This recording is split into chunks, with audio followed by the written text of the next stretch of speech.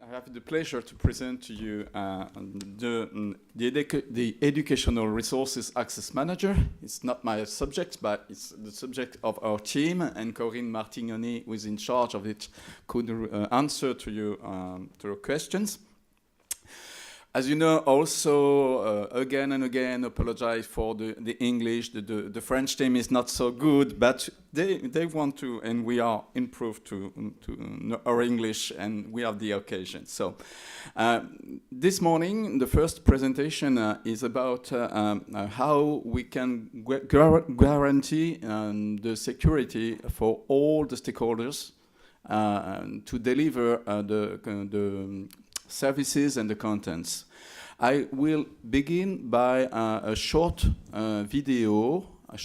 I'm sorry, it's in French, but there are no so much words on it. But we do prefer to show you this before the beginning, because it was filmed in a real school. And it was filmed in the school in the Academy of Strasbourg. And then in the morning, Marc Neis, which is in charge of the Academy of Strasbourg for digital resources and digital in general, training, VLE, etc., he could explain what we've done and how we work at the national and at the regional level. So I will try to do this first, and you will see how the BRNE and other resources are delivering by this process. Le gestionnaire d'accès aux ressources, ou GAR, vu du côté de l'usager. L'accès aux ressources va se faire par le médiacentre.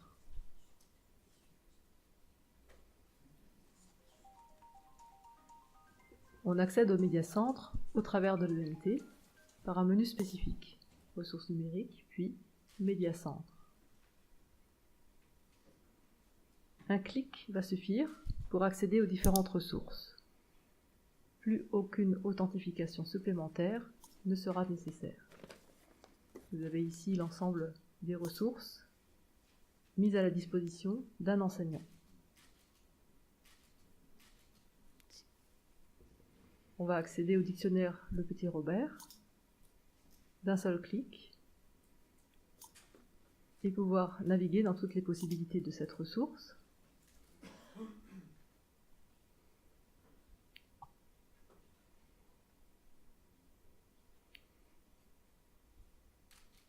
On va maintenant découvrir l'accès à une des ressources de la BRNE, une ressource en anglais cycle 3. L'interconnexion se fait. L'enseignant arrive directement sur cette ressource de la BRNE et il va pouvoir naviguer et accéder à toutes les ressources ici présentes. On découvre en même temps les ressources de la BRNE. Enfin, un dernier exemple avec l'encyclopédie Universalis. De la même façon, tout en restant au sein de l'ENT, on accède à cette nouvelle ressource et on l'explore, on l'exploite à sa guise.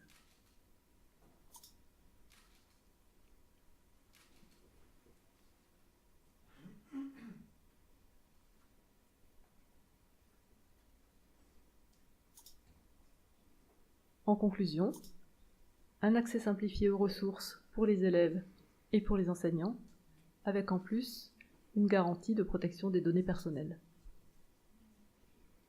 So, as you see, we come back to the presentation. As you see, the VLE, what is the ERAM, the Educational Resource Access Manager? It develops the use of digital resources while guaranteeing the protection of the pupils and the teachers' personal data. The ERAM is free of charge, offered a free of charge service offered by the French Ministry of Education and operated by Gestionnaire, which is an operator for the universities. It engaged all the stakeholders within a simplified legal framework for schools. And as you see with the real demonstration, we want to make a single interface to assigning our digital copies of resources at a highly granular level. Just like you see, with one for schools, you can do this for schools, you can do this for group or any individual pupil. And then it's a single point of support for school also for the ERAM manager, because Mark will explain maybe more or maybe a little, we don't know, I don't know your presentation, but it's very easy to implement and it's very easy to use, and all the feedbacks we had for now are very, very good, and it the ERAM, I'm sorry because I have the word de gare in French, the Gestionnaire d'accès aux ressources. The ERAM is new for me.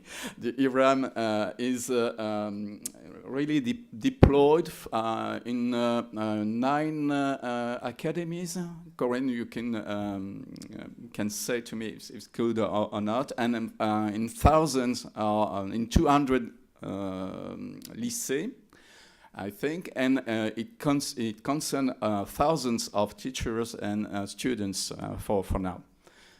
So 80,000 students for now. So this is the back office we spoke yesterday. You saw the front office, the resources they can access easily, but this is also the single interface. So it's a single port also for the school ERAM managers, because we have to be careful and cautious. You have to deliver the resources the more simply you can in the schools, not think about it at the national level, and then when it's in the schools, it's awful to use. So this is a very, very interesting services. Its support also and training, are provided by the ERAM teams. We dedicate a team to train all the schools, all the staff in the schools. They are concerned with the installation and the deployment of the ERAM. So this is a single sign-on access to resources from the virtual learning environment, the VLE. I don't know if you're familiar with this. This is what in French we say espace numérique de travail, ENT. So it acts like a security fighter by controlling personal data exchanged with the resource of the providers. And also it's very interesting because it gives only what you need to exchange on data between the providers and the schools. This is very important, as you know, because in the French and the CNIL, we will have a presentation this morning. They are very cautious, and they ask us to be very, very careful with this. So it works within a trust framework, as you saw. So it's very transparent for the pupils and the teachers. They don't see all this mechanism. They just connect to their platform in school, and then it appears in their frame to all the resources they have the right to use. So they can use it, and every single resources they ask to access. I don't know the word un jeton. There is a mechanism in the back office. Like a token? Like a token, and then you can access to all services and all the contents of all the stakeholders who are involved in. So it's easy, just like we say, to implement, and it's sending. It works. Sorry, with sending the VLE user data every day daily SFTP transfer, as it's subscribed, and we work also and we gave also labels on the because all the stakeholders, all the providers give us and have to subscribe and to write in their metadatas that they are compatible with the ERAM process. So this is a label also to qualify. It could be not totally qualified, but you are sure that the resources you use is compatible with the privacy and the protection of the personal data for this. So you can see also for now, and we are very, very happy with that. This is another academy, the Academy of Narcimès, but the Grand Est in France is very, very it's on avance on the deployment of the digital resources and services. And they explain, for example, in a few words for all the teachers and all the trainers for the teachers, how to use, how to connect, and how to use easily the ERAM process for the BRNE, for example. So just a few things to do and to develop. Just like we say, we have to inform, to spread all we've done. And we try to do not only with the resources, but the resources, the uses, how we can use these resources, and how we expect that the key competencies will be in front of those things, because there are resources. You have to. This is the version. This is the way you have to understand what happened with the digital resources, with the digital contents. And this is also the key competencies of how be able to understand and to be sure and to be active with the digital. This is a large competence, like we saw yesterday in the big picture. And we hope, and we are working hard on it, and we hope we can develop this quickly, even if we have to deploy at a large scale, as you know. That's the reason why we began from September 2017, and we have to scale and charge step by step. But the step by step is to scale. To address thousands of schools and a million of students. So, as you know, it's a it's a huge challenge for us. So, if you want to understand and to explore more, you can go on and have any question on the website. We address also to all people and all stakeholders and all who are in charge of this. At the address www.education.gouv.fr, and then also all the team, I think, could explain what we are doing, and maybe I think also Corinne, you could exchange with our colleagues of Belgium, who presented yesterday something very, very interesting also. Thanks a lot for this first presentation in the morning.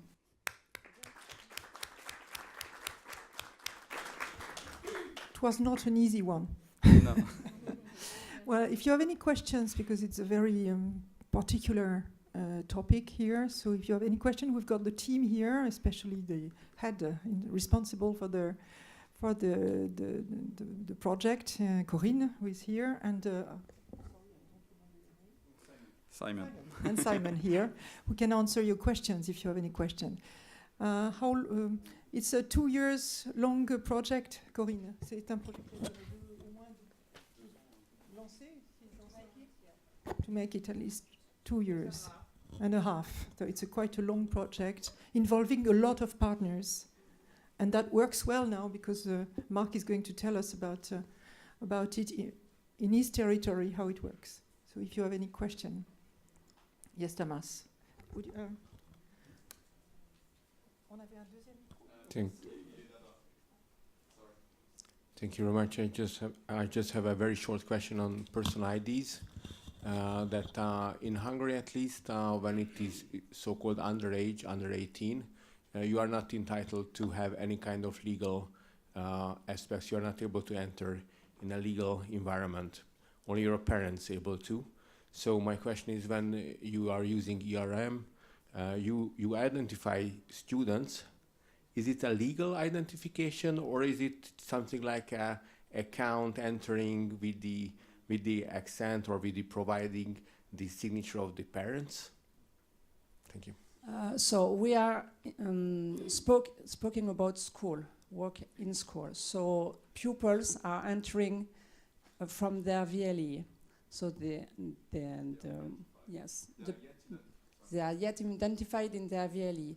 They are yet, sorry, Corinne. They are yet identified in the VLE. This is our base. This is the national base and the regional base for schools. So this is this is a very we have a database with all the identified all the pupils and the teachers. This is national, and this is the responsibility of the education, the Ministry of Education, and the regional authority we work with. So they don't have to subscribe. If it's your question, they don't have to subscribe. Nobody has to subscribe, and we can also push to all of them the contents and the services they are able to use. They are free to use. And I have a sub-question. So the school has the legal responsibility if someone is sharing unlawfully outside of the system any kind of content. It is not the responsibility of the children, but it's the responsibility of the school. Am I right? Yeah. Yes, the responsibility is on school. The chief of each school is responsible for all data, and when the resources are sexed with the ERAM, the ministry takes all the responsibility of the data, and we provide identifiers, but anonymized. It's yes, only anonymized.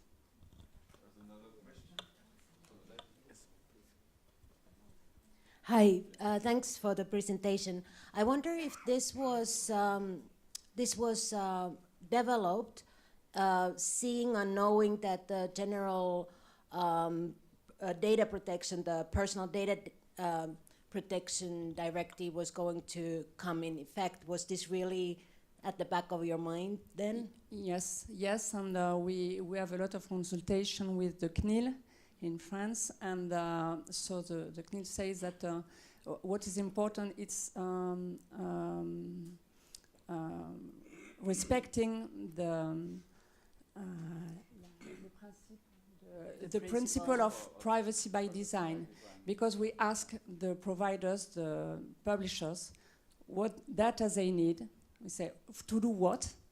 We impose them to describe everything, and we send only the data needed for the functionment of the resource. So it's new, because the schools were buying resources, and then they said, we need data, send us data. So with the ERAM, privacy by design, before entering in with accesses, they have to explain which data they need and to do what. Well, that's very impressive. I wonder just if other countries have, ministries have had this reflection already taking place. Is there any hands of Norway? Maybe Norway? Well, yes. We started this in 2000, starting the development of this. But we have a little bit different system with decentralized databases. The database will be at the municipality level, not on the central level. But my question is it also possible for students to be able just to identify her or himself as a member of the education society without telling which name? The difficulty is with when activities needs changes of data between pupils or teacher and pupils. Teacher needs the names, the data of its pupils. So we made all this machine to make it possible, and but not for other purposes. So you can the publishers can provide services which permits to personalize the work between teachers and pupils, but we have a control on the data, on what is made with the data. May I just add one question? We experienced that the number of services that are processed has almost been increased exponentially.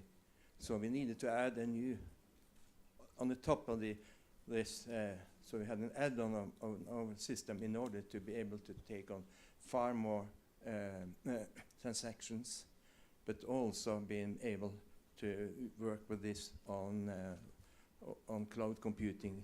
Yeah. Will this also be able to tackle cloud computing?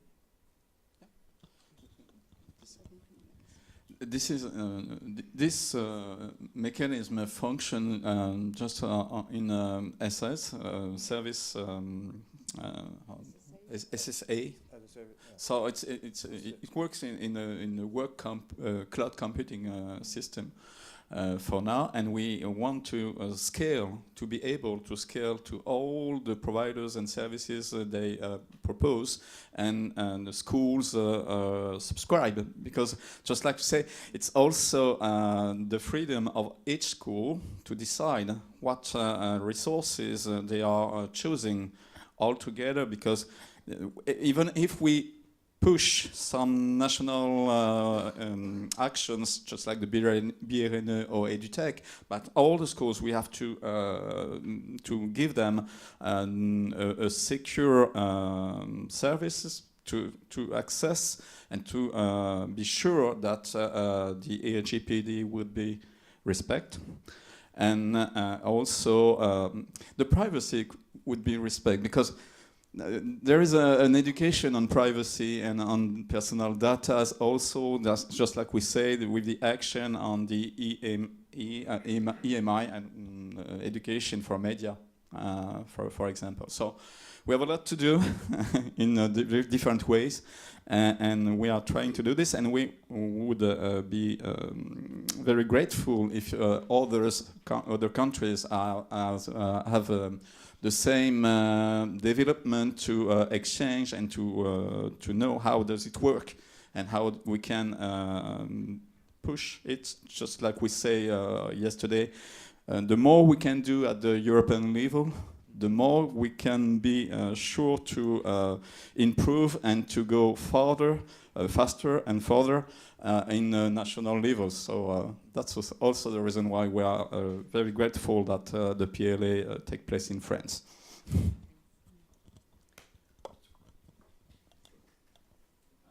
Thank you. Hello, everybody. That's the opportunity for me to say just a few words. I'm representing the CNIL, so the Data Protection Authority, the French Data Protection Authority. So I'm not a specialist of the ERAM, but our lawyers, you know, have been working for long with the Ministry of Education and our IT experts as well. And every time something is evolving, we are connecting regularly so that we make sure all control security is in place for protecting sensitive data of schools, of course. So, thank you. And thank you for your help. And as for scalability, it was difficult to decide publishers. Yeah. Publishers of digital resources, the textbooks. Yeah. But it's done. Yeah, it's done. So we made a big pass with the help of local authorities too. of the Yeah, they are academies, and So- because in the schools they ask for it. Because it's not, it's voilà, protecting data But and simplifying the access No. to the resources. Okay, true. That was difficult. It's always difficult.